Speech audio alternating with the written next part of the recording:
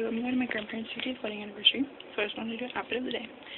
I got this dress from Dress Barn. It's really cool. It's got these little frilly things on the bottom. It makes me feel like a little girl, because I can spin around and it, like, comes out.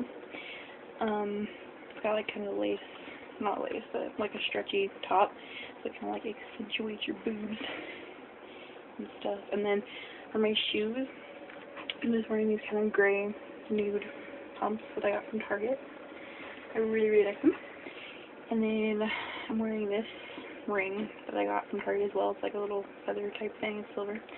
My nail polish is actually Shorty Shorts by Essie, and then the glitter nail is Orly's Tiara. And then over here I've got my inspiration ring, a watch my teacher brought me, 2 silly bands that I wear for a reason, and then 3 different bangles that I got from different places. And then just these little stud earrings for all 3 of them.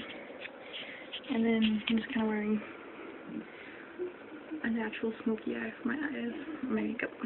So my hair is naturally just curly. So that's my outfit.